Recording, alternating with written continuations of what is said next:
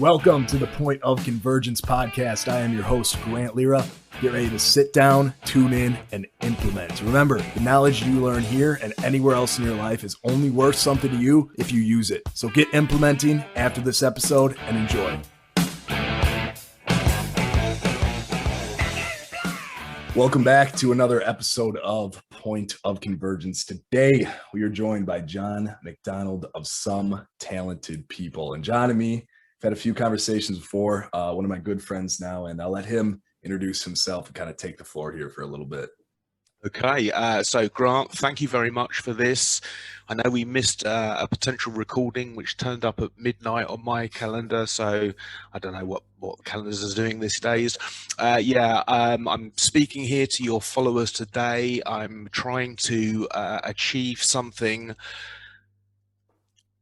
which is in many ways ridiculously ambitious, but at the same time I think necessary, which is potency.world. So anyone who's on LinkedIn can find that business page, and as we talk through today I'll sort of explain more about that. But this is the latest iteration of trying to change the world, so there's backstory we can have before that.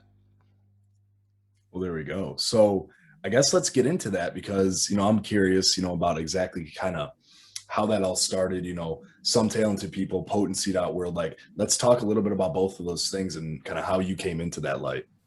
Okay, so a little bit of a summary of my life story. Now, I'm going to say a whole load of things which happened to me, but they didn't all happen at the same time, and each one gave me opportunities to learn, and I'm clearly still alive. So people shouldn't be too concerned about this. So it turns out that things that influenced my life began with the first 9 months of my existence. I'm the product of an extramarital affair.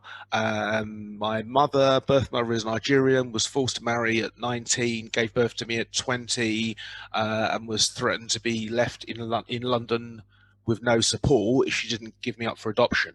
So day 2, I get put into a children's home, and I don't get adopted till month 9. Now, for years, my mum and dad would say, especially my mum and my auntie, so not my birth, but my mum and dad who raised me, would say to me, I was a very good runner at primary school, and they go, "Oh, you're such a brilliant runner. Your legs were like jelly when we got you home from the nursery or from the orphanage or wherever it was, children's home." And for years and years and years, I just went, well, yeah, baby's legs are like jelly. But they are week 1, 2, 3, 4, 5. But after a while, they're crawling around, they're getting picked up, they're getting bobbed, they're in their bouncy bobber things. Their legs build up to a point where at 9 months, they're trying to clamber around things in a way that you're quite concerned as a parent. So it turns out that for the first year after I was adopted, my legs didn't work. I had to have specialist physiotherapy and work as if you're regaining from an injury. Your muscles are wasted, so mine never developed. Now, I don't remember that. I don't feel traumatized by it, but in researching the book I wrote, I typed in sensory deprivation in babies, and literally every single part of the behaviors they say for children that are not bonded with, I have. Addictive personality, obsessive personality. I am the sort of person who has all his jars turned around of his soups. I'm the sort of person that, I've got a Hoover today because it's my cleaning day, but you could lick my floors and be safe, because what I discovered, I suppose, Tony Robbins has these 6 human needs, and one of them is certainty. So if we don't know we're going to be alive tomorrow, we're not going to put any effort into doing anything on a very basic level. But so I would say that I'm a control enthusiast. So I became much, much more about controlling myself through injury, which I'll tell you about later. But the way I clean my flat, for example, is something that I do as a process with complete certainty. the time I go to bed is always the same, so that I get complete certainty. Now, there are reasons why I do that, which we'll come to, but I go to the gym every morning. I'm there at 6:30 I'm actually there at 6:20 to do a stretch before they open the doors and I'm in. I always get up, make my bed, have my breakfast. So I'm doing all these things in a very systematic fashion because it gives me certainty and it also produces what I need neurologically speaking. So, little bit of mild neglect. I wasn't hurt, but I did wear nappies until I was about 5. And basically, I don't like people touching me. I don't mind a sort of hand on the shoulder or hug, but I'm very much so. This thing I wear, I call a vampire repellent. It actually it's not to stop people coming in. I was wearing it when I was coaching children in school because it's a, it's a look. I'm certainly giving off a look, but I wear it because at the same time it stops people going in and grabbing hold of me. So these sort of things, a bit hypersensitive. These are the things that come from that. But the neurological outcomes seem to have slipped into a different kind of balance. And I'll explain that in context when we get to anything worthwhile. So, in brief, I basically injury free until I was 20. Then when I was 21, I banged down the doors to get this job that was paying a large amount of money so I could buy a motorcycle because my friends were motorcyclists as well. I had 2 Honda VFRs, which are sports touring bikes, and I went through France and Spain. I just set off with a couple of pinions and just drove on my own. Ironically, I didn't find out about earplugs until later. Inside the crash helmet, it's like really loud. But anyway, fun times, but very much individual. So I have never sought company, ultimately.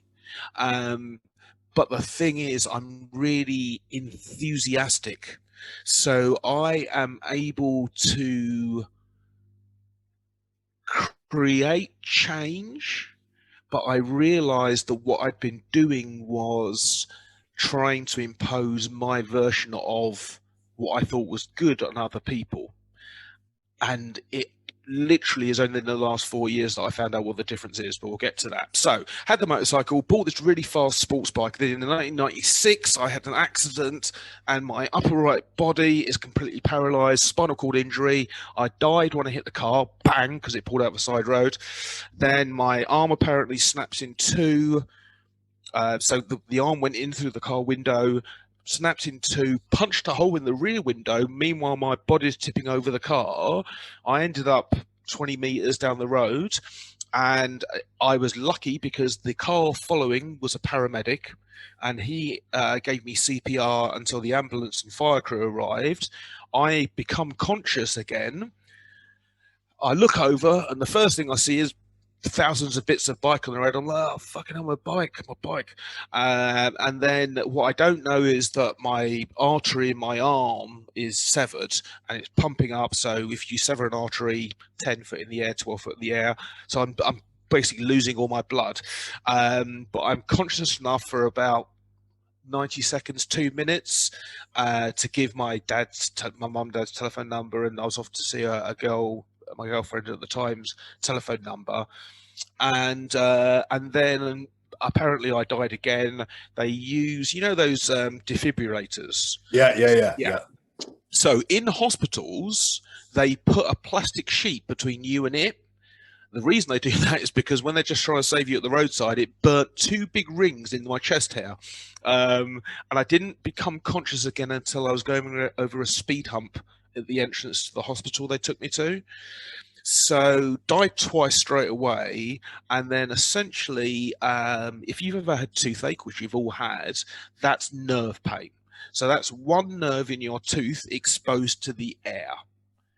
Every single nerve that operates, sensory nerve, functional nerve on my upper right side, my phrenic nerve, my lung, my back, my shoulder, is severed in the spinal column because it's pulled out by the impact speed, pulls it out, so they can't reattach them. So 26 years later, I'm sitting here. It is so painful that when I'm not talking, I'm holding it back because it's getting towards the end of my day. But it's incredibly painful, and as a result of that, for the first 6 years after that accident, not only was I taking vast amounts of medication, prescribed medication, but I was doing vast amounts of alcohol and we'll call them recreational drugs, but it was, I was looking for oblivion. When you experience pain so significant, so we talked about, obviously you in the reserves and I've done the Army Cadets, so internal representations of pain are like explosions or volcanoes or the Death Star blowing up, that kind of thing. So I was in so much pain that I just wanted to be anywhere but here. Now, it turns out you've got to be quite brave to commit suicide because despite wanting to die, I couldn't do it myself. But what I did, and this is one of the behaviors of children that don't bond, is I was doing incredibly fucking reckless things. So imagine a pile of cocaine. Yeah, like just not like a little bag that you get, but a fucking block. So I'd have that, chop it down, 2 massive lines before I drove from my house 75 miles around a motorway to work. And while I was driving, I was smoking 3 or 4 joints. Then I'd be at work in a mid-management job. I was working for Yellow Pages at the time, and I'm in the mid-management role, company car, all that sort of shit, blah, blah, blah. And I'm training new delegates whilst on ecstasy. And that's just, so that's how I was, and I don't know what I must have looked like, because once I stopped taking the drugs and I saw people that were on the drugs, I went, fucking hell, that you look really bad. But anyway, I was carrying on, and at that time, so the opioid epidemic in America. So now you can't get morphine. In the UK, someone I knew just died from stage 4 bowel cancer. They were giving him 20 milligrams for him to sleep. In 1996, between 96 and 2002, I was on, so I had various products before I got to morphine, but I had these 2 tablets called Oramorph. The pink tablets were 750 milligrams, and the blue tablets were 1,250 milligrams. I was eating a strip of the pink ones during the day, and then I'd take, now I was trying to think, I count this out the other day, I think it's 10 to a strip, it might have been 12, but basically half a strip of the blue ones to get to sleep, and I'd sleep for maybe 3 hours, and then the pain will wake me the fuck back up again. So then I'd take another dose and get another couple of hours. That amount of morphine means that I was vomiting, projectile vomit, every day. Also, because the muscle for my lung didn't work, the lung pressed on the stomach, so I was anything I took in, projectile vomited out. Why it didn't do anything to help me lose weight, the irony is not lost on me, because I could do with losing at least a couple of stone. But anyway, yeah, and I was in a management position, and you're graded and inspected based on your interpersonal skills. All of the softer qualities are what you're gauged in your annual appraisal. So I don't know how I got away with being that fucked, but I got through appraisals perfectly happily. But every Friday I'd start going into this deep depression about, oh, we're all going to die and the world's ending and fucking whilst with this friend of mine taking loads of drugs. And, I mean, it's just horrific. So I'd go out, not like a DUI, like you've come from a party and you're still over the limit. Like a DUI, like you go out drinking. Drug driving, where it wasn't you had some drugs and then you went out. We went out we'd buy 100 ecstasy tablets between us, which made them £1 each.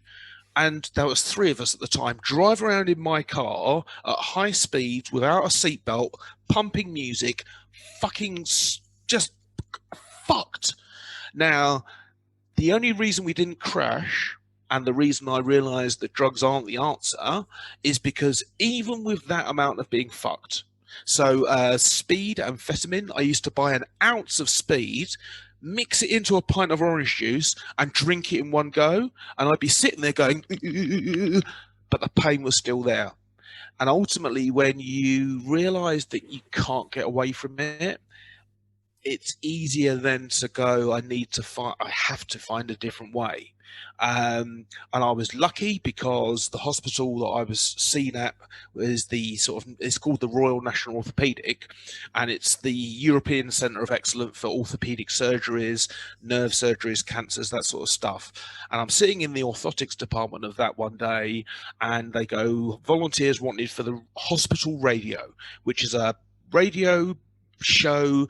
Most hospitals in London have them, and they're a group of volunteers that go up, see the patients because it's quite lonely in hospital, take a request of them, play it on the radio, provide free entertainment. And this is back in the days